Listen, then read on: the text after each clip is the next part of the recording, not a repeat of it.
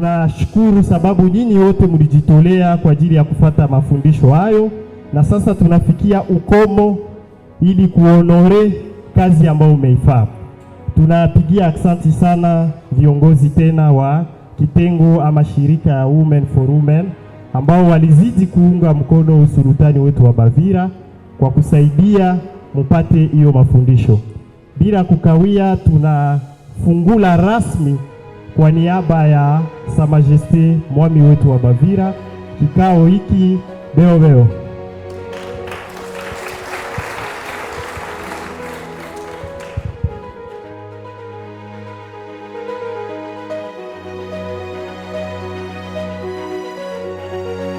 Na tunaendelea kushukuru sana wakubwa wa serikali, namna gani tulikuwa bega kwa bega ili kufikia siku ya leo. Acha tuseme asante, na kwa jina ya wamama na wababa waliofunzwa, tupigie serikali yetu ya Kijaga na ya Sheferi mikono kwa yote walitupendea.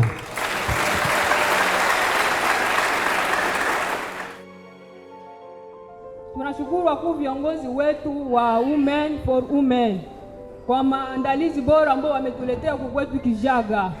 Sisi wamama wa Kijaga tunasema asante sana kwa hii mafundisho ambao wametuletea huku kwetu.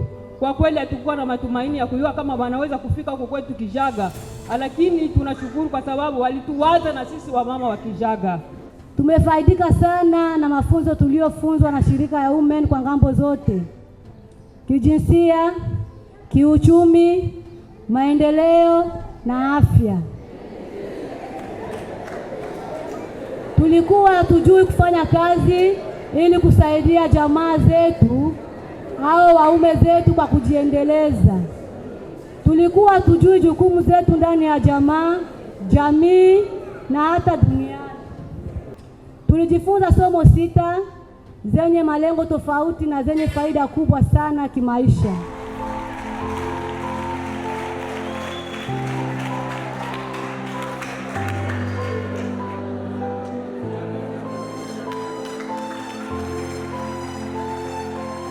Faida ya kwanza, tulikuwa hatujui kama mila zetu na desturi yetu hata dini zetu pia zilikuwa zinakandamiza, zinafanya tunyanyase wa mama wake zetu, tunyanyase watoto wetu, tunyanyase jamii zetu na hata taifa. Kwa nini? Tujivunia ujinsia.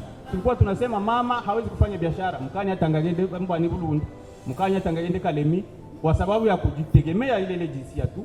Tulikuwa tunajinyanyasa sie peke, hatukuwa najua kama mama anaweza kuwa msaada kwa baba kupitia nini? Kazi mbalimbali.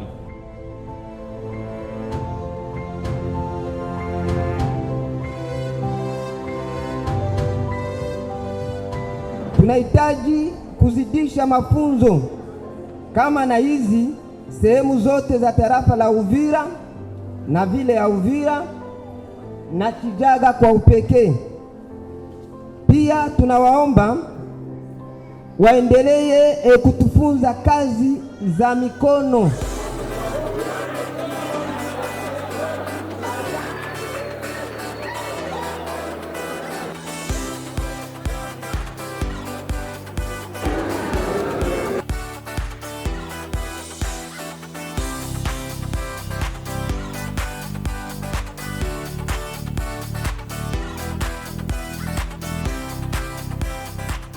Wakati vita iliweza tokea, tukapita na simama muda wa miezi 2.